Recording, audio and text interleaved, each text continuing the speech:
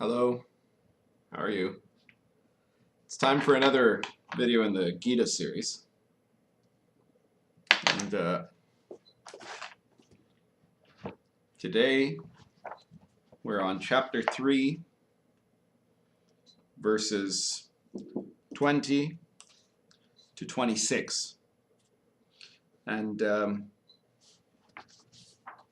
before I start reading them, I'll mention that each chapter, or almost each chapter, in the Gita focuses on a different type or a different form of means of attainment, different type of yoga.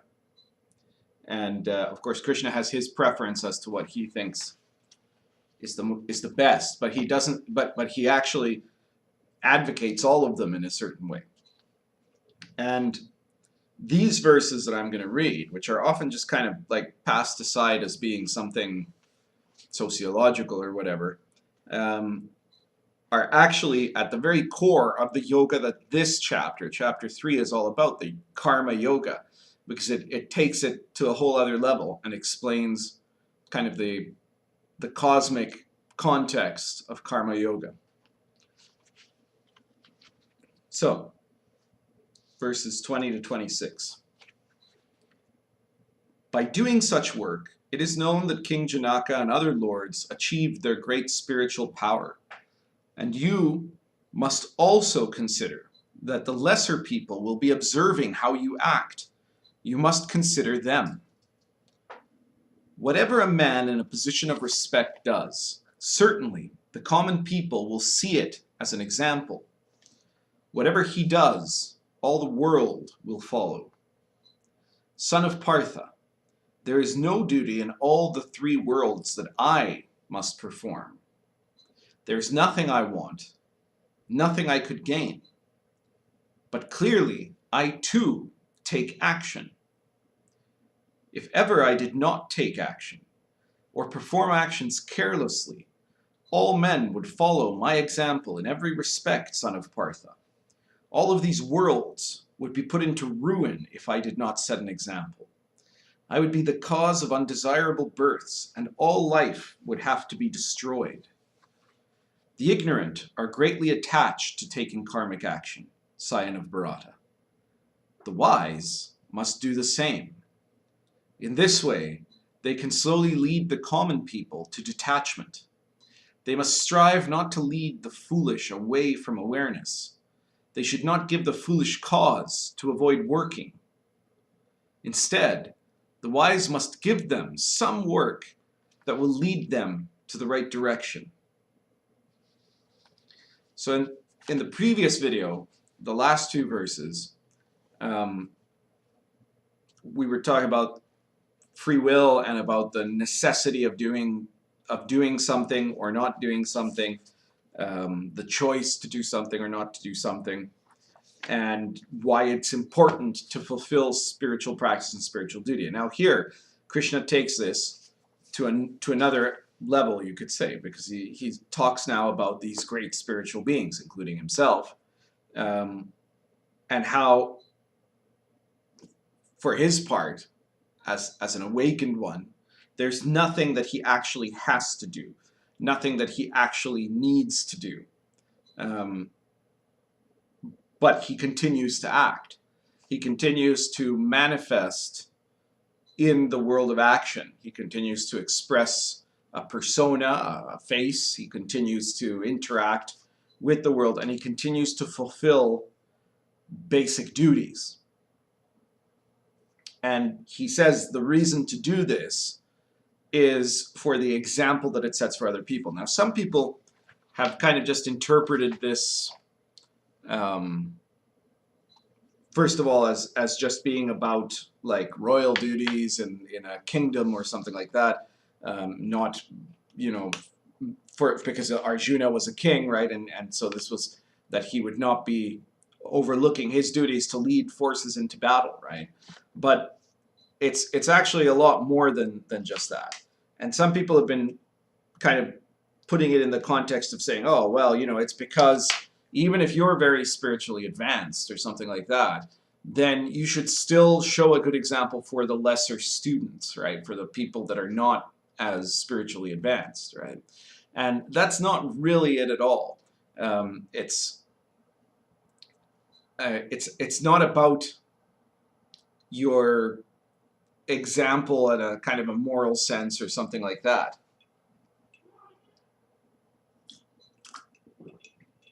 What Krishna is really talking about here, and he says this when he talks about how all of these worlds would fall into ruin if he did not set the example, right? He's talking about the big picture here, the kind of the cosmic scale. All right, he's talking about how the more liberated you are, the more aware you are, the more that your actions can have an effect on reality, an effect on the world around you. And this effect is not about an immediate effect. It's about the long term, about what this means in the bigger picture. You don't just practice for yourself. Obviously, you are practicing as an individual, but you're also practicing as a human being. And in that practice, you're doing something that has an impact on the rest of humanity and that contributes to the rest of humanity. So what we're really talking about here, what's really the important part, you could say, of karma yoga is not about you. It's not about what you're doing and what you're getting out of it or how, it's affecting you. It's about the very, very, very long-term consequence, about the evolution of humanity. Now, some people in New Age spirituality or even in Buddhism and Hinduism, they want to imagine that there's some kind of a grand master plan and that there are all these enlightened masters that are up in a mountain somewhere, or that they're in the Akashic records, or that they're that they're disincarnate, and that there's the Great White Lodge and the Great White Brotherhood. They're always white for some reason. And then there's the Galactic High Council and all these sorts of things, right? And that when I start talking about a plan for human evolution, it sounds a lot like that, right?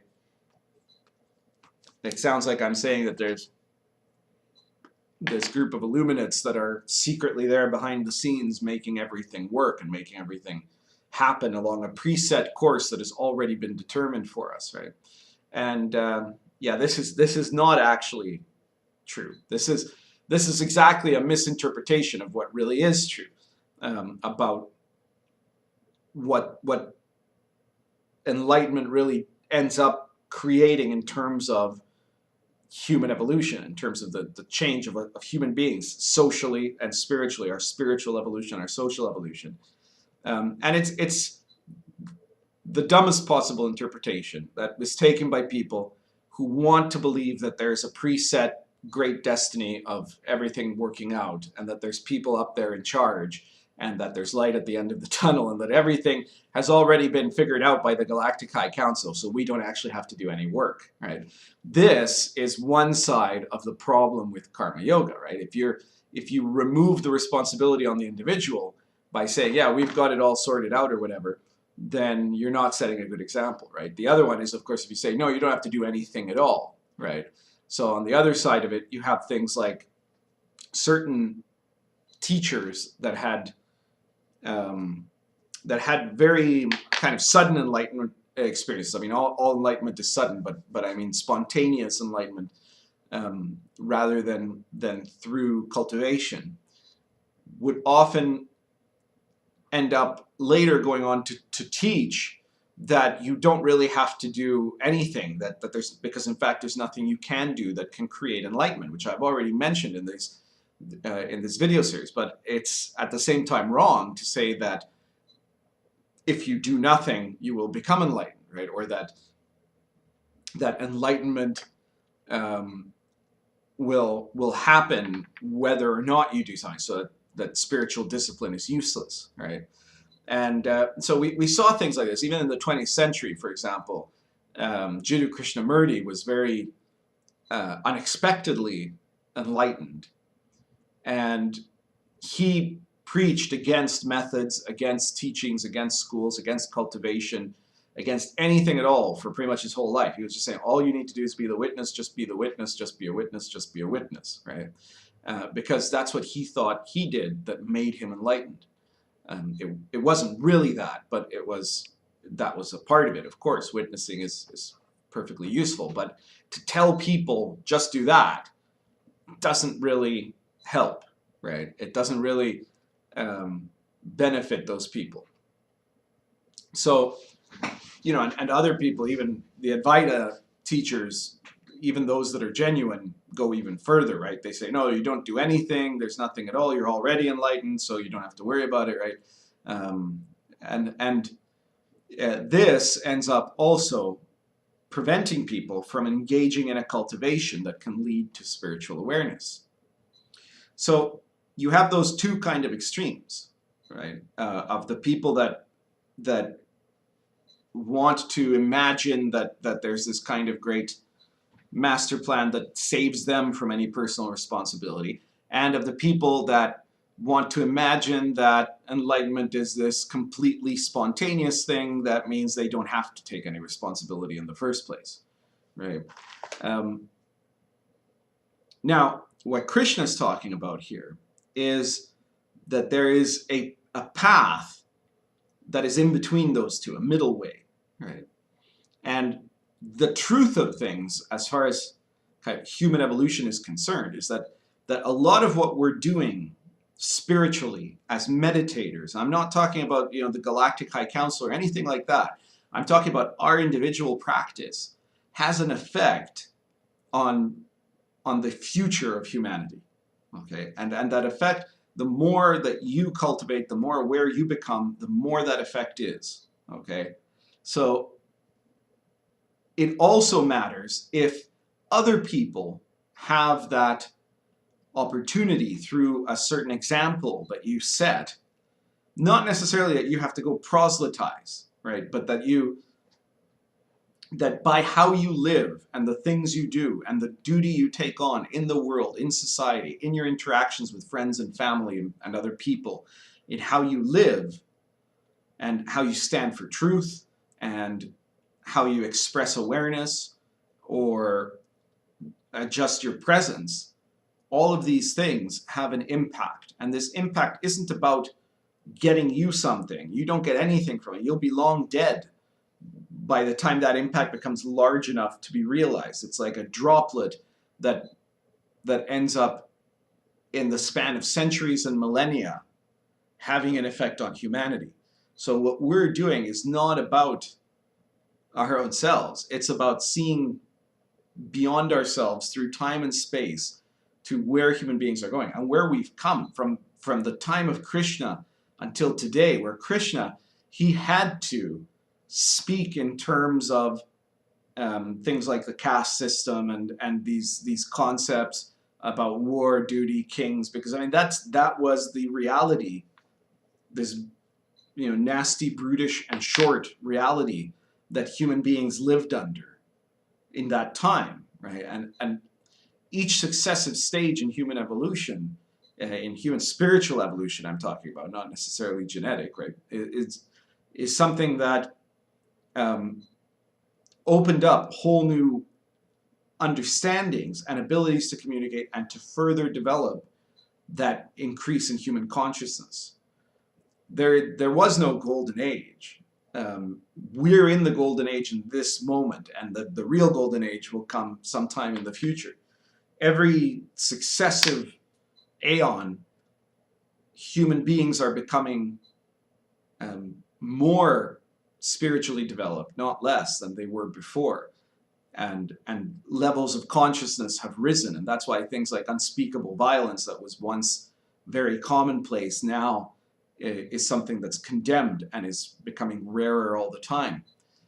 It's why ideas like, you know, at first, human sacrifice was seen as a totally spiritual thing to do, and then eventually it came to be seen as maybe not so much, and then, you know, there was the option of executions, and so, well, that's not much better. So then slavery was once a humane solution to a problem. It was a spiritual thing to do. You were being nice to them by not killing them, right? And then eventually we came to the point where we understand slavery to be wrong, and concepts of human rights, concepts of human value that are based on jumps, not in individuals, because there were always individuals who had certain levels of consciousness. Enlightenment is the same in any time and space, except of course that you don't have all the same context to express it in. But as a whole, collectively, that collective growth only happens because of the individual contributions, and the individual contributions of a few maybe great enlightened beings, yes, but also of a whole bunch of common practitioners that place little drops into that pond, that the ripples are so tiny that you don't see them while you're alive. Your grandkids won't see them, but your great-great-grandkids might. And they might not know it came from you, but it did. So in a way, this is the karma yoga is an understanding of the ultimate reason why spirituality is not about us. You know, and it's something that for some people can be quite a turnoff, I suppose. But when you think about it in this context of the cosmic scale, it becomes awe-inspiring also. So this is the essence of what Krishna was getting to. He's not just talking about, performing your ritual in front of a statue or something like that. He's not saying this is important. He's not saying this is important because the help will see you misbehaving if you don't. This is important because it sets precedents that have ripple effects all over the place, right?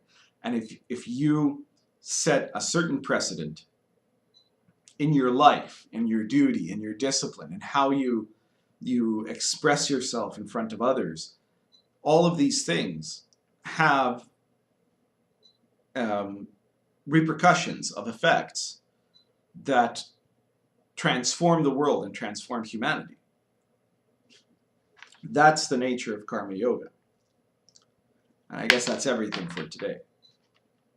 Oh, please be sure, if you like this video, to subscribe and to share it with whoever you like. In particular, check out our channels. The other Bhagavad Gita videos are on this channel.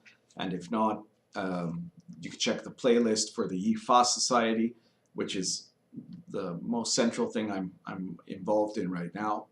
And yeah, please share it and please keep watching. Thank you very much.